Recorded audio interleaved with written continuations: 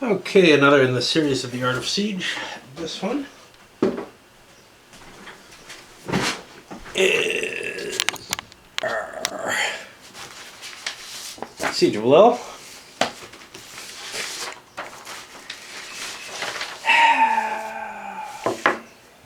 I had really high hopes for this when I first got it. I had really high hopes for the whole series. And largely, I have to say it kind of disappoints the whole series, but this is the last of the disappointments because Sevastopol is the gem in the series.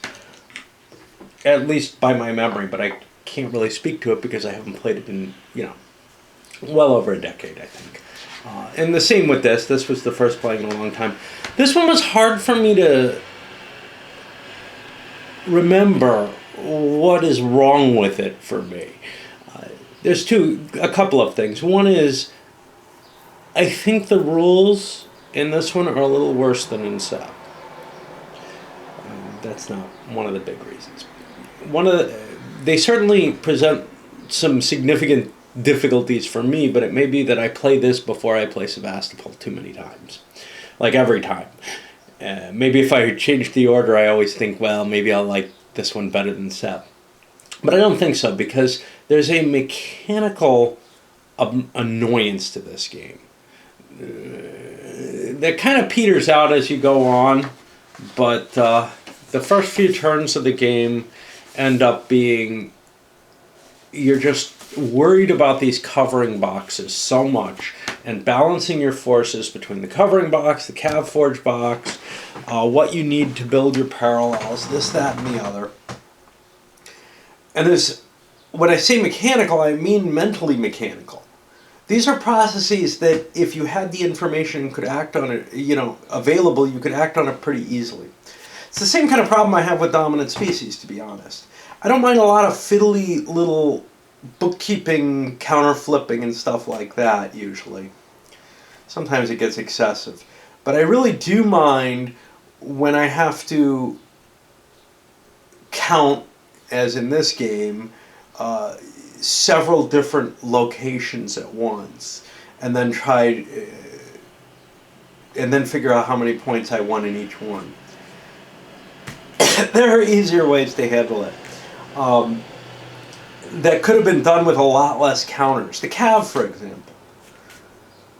Do we really need the squadrons to be grouped into some sort of battalions or something? Is that so necessary?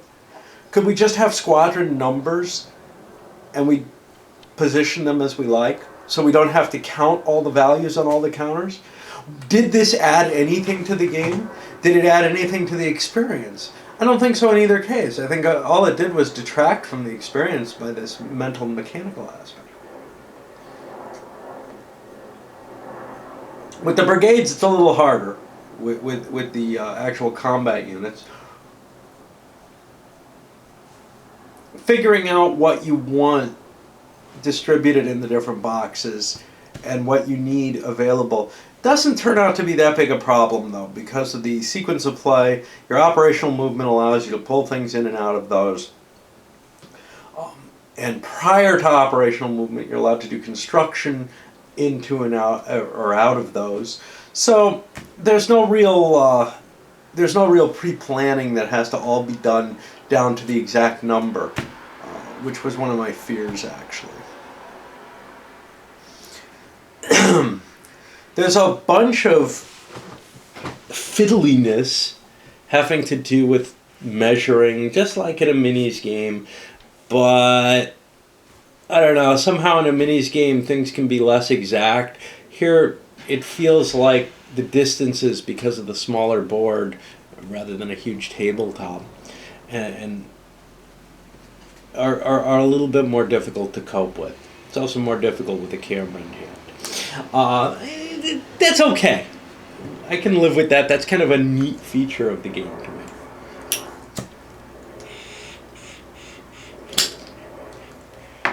The other thing, though, is that it takes me a while to realize that I'm playing it all wrong. So it wasn't until I got towards the end of the game that I realized, oh, geez, the French never need to take much in the way of casualties. And once you know that, you know that the Allies have a very different issue on their hand than what, I showed in the game. So I always kind of walk away from it thinking, geez, maybe I'll remember how to play it right. I'm guessing here. That's how I feel this time. But damn it, I don't want to do it again. It was too painful. It was too tedious, too tiring. Somewhat the same feeling that I got off Tyre, to tell you the truth. Every time I play it, I walk away with this. But Tyre, I really thought there was something very wrong with. There's nothing very wrong with this game, I don't think, unless it happens that the Allies simply can't win. Unless the French screw up royally. I'm not sure about that. Oh, I know what I'm doing next. Suffer, you all. So overall, this one has always been something of a disappointment, which is, compounded. This is an era that I love. Sevastopol is not. This and Acre were the two that really made me say, oh, wow, I want to play this because I get to do a Vauban city and try to take, the greatest of the Vauban fortresses. But also, and I like Marlborough, not that I know much about him or anything. And then also the Acre one, with the Third Crusade, man, that was also right in one of these eras that I really loved knowing about. For Tyre, well, I've never really looked at Alexander too heavily. I know that's kind of weird, given my tastes and everything, but maybe just because I haven't had many, I didn't have many books that just sort of fell into my hand. Books fall into my hands. Games I seek out and buy. Books I find at tag sales or whatever. They're not, or in the trash or something. They're not something that I find that I go out of my way for. And often when I find a pile of books, if I found like an Alexander, I would also find other histories on eras that I'm already interested in. And I end up going with those instead, because I can only carry, so many books in my arms. Yeah, life is a little different when you don't drive. So, though these two, Acre and Lille, really struck my fancy. Tyre was very interesting to me out of the, I'd like to play more stuff about Alexander, maybe learn more about him, and maybe I'll get excited enough I'll actually buy books about Alexander instead, when given the option between that and, I don't know, maybe World War I or something, or one of these eras. So, on topic, this was disappointing to not be, just this wonderful experience. But the other thing that really this is just the most beautiful map out of the thing. You'll see Sev's map soon. It's not the next thing I'm doing, but this sucker just really captures, the star formation for the defenses, and you can really see all the different advantages to the firing points and everything like that.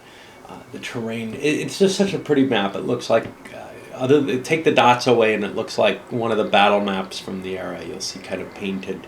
At old Fort Niagara, there was something that looked very much like this, a period map of the fortifications.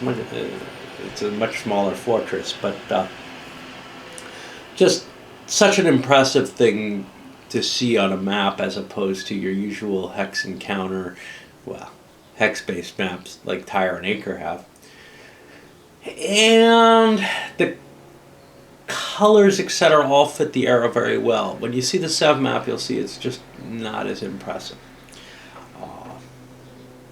So, this is one I really, really wanted to like, and I do kind of like it. I think there's something so innovative about this movement on a map using a measuring stick as opposed to the hex grid. Sort of a compromise between the minis and the paper and cardboard games. but it just never left me with that good feeling. It was just too much effort for what I got out of it fun-wise. And Sevastopol would always outshine it in my mind. I'd usually play all of these together like I'm doing now, and I'd walk away saying, wow, Sev was a lot of fun. And all the others were kind of tiresome. We'll see if that holds up. Maybe I'll hate Sev too now. No, I don't hate this one. I don't hate any of these, to tell you the truth, although I thought I did tire. But it definitely doesn't sort of justify the cost that it runs for now. I guess the problem... The problem is that I can see a better game for this. I can see one maybe still using the map and counters, but one using allocation of cards, etc., for the bombardments and the tunneling, and really for all of these. In some ways, there's too much emphasis on getting the assault right. This one, I think, worries more about the assaults than any of the others. And that makes it kind of bogged down and a little more painful. Now, we only saw one assault because it turned out it didn't matter at all to the game, which is my fault as the French. Anyway, so-so experience for me in general every time, but there is something really nice about having these. And it's not just a matter of, these are rare and wonderful games. The truth is, nobody else does sieges. I have Siege of Jerusalem. There's Siege of Alicia, which is really more of a pure battle game. Siege of Jerusalem I haven't tried yet. I haven't tried Siege of Alicia either. Now I have the GMT Siege of Alicia, which I have no idea what that's going to be about, but I've heard things from the other people about some of the other sieges. So, with so few siege games, and these focusing on taking the walls down, there was a siege assault in the musket and pike stuff, but it was just an assault.